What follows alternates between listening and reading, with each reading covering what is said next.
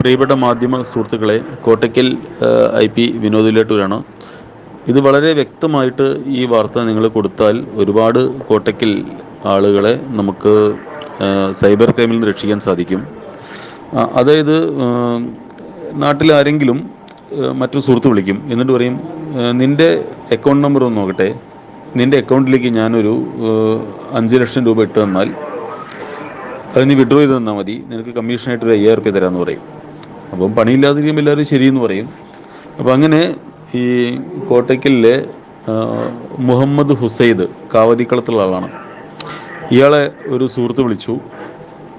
സുഹൃത്ത് ആട്ടീരിയുള്ള, അവൻ്റെ പേരെന്ത് പറഞ്ഞാൽ, ആട്ടീരിയുള്ള ഖാദർ എന്ന് പറയുന്ന ആൾ വിളിച്ച് പറഞ്ഞു, ഒരു 4 ലക്ഷം രൂപ നിൻ്റെ അക്കൗണ്ടിലേക്ക് വരും, അപ്പം അത് എനിക്ക് എടുത്തു തന്നാൽ ഒരു നിനക്ക് കമ്മീഷനായിട്ട് ഒരു 3500 രൂപ തരാമെന്ന് പറഞ്ഞു. അപ്പോൾ അങ്ങനെ മുഹമ്മദ് ഹുസൈദ് അത് എടുത്തു കൊടുത്തു.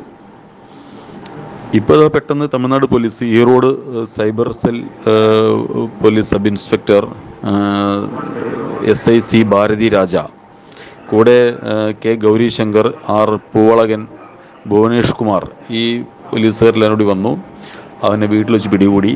അവൻ ബാങ്ക് അക്കൗണ്ടിൽ നിന്ന് ക്യാഷ് എടുത്തതും അത് തിരിച്ച് ഇട്ട് കൊടുത്തതും തിരിച്ച് അത് ചെക്ക് വഴി വിഡ്രോ ചെയ്തിട്ട് ആ ക്യാഷ് മുഴുവൻ എടുത്തിട്ട് തിരിച്ചു കൊടുത്തതുമായിട്ടുള്ള കാര്യം അവനെ പറഞ്ഞ് ബോധ്യപ്പെടുത്തി. അവൻ സമ്മതിച്ചു, ഞാനൊരു കുറ്റവാളിയല്ല, ഞാൻ തെറ്റും ചെയ്തില്ല. അവൻ കുറേ കരഞ്ഞു നോക്കി. പക്ഷേ എവിഡൻസ് അവന് എഗെയിൻസ്റ്റാണ്. സത്യം പറയുകയാണെങ്കിൽ ഇവനിതിൽ നിരപരാധിയാണ്. അവൻ ആ ക്യാഷ് കൊടുത്തു എന്നേ ഒരു മനുഷ്യത്വ ലെവലിൽ പറയാൻ പറ്റുള്ളൂ. പക്ഷേ ക്രൈം എന്ന ലെവലിൽ ഇവൻ പ്രതി തന്നെയാണ്. കാരണം താൻ അറിയാത്തൊരു ക്യാഷാണല്ലോ അവൻ എടുത്ത് വേറെ കൊടുത്തത്. അപ്പോൾ ഇതേ മോഡസിൽ ഒരുപാട് പേര് കോട്ടയ്ക്കൽ ഓപ്പറേറ്റ് ചെയ്ത് വർക്ക് ചെയ്യുന്നുണ്ട്.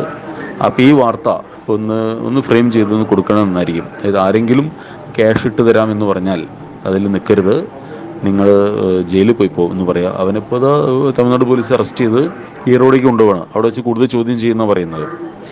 അപ്പോൾ ഈ ഒരു ശൃംഖലയിൽ വഴി ആർക്കെങ്കിലും പണം തട്ടിപ്പുണ്ടെങ്കിൽ, ആരും പണം എടുത്തു കൊടുത്തിട്ടുണ്ടെങ്കിൽ എത്രയും പെട്ടെന്ന് ഇൻഫർമേഷനായിട്ട് കോട്ടയ്ക്കൽ സ്റ്റേഷനിൽ വരണം. നമുക്ക് അവരെ എന്തെങ്കിലും സഹായിക്കാൻ പറ്റുമോ, സൈബർ ഇൻസ്പെക്ടർ വഴി എന്തെങ്കിലും ചെയ്യാൻ പറ്റുമോ എന്നുള്ളത് കറക്റ്റായിട്ട് നോക്കാം.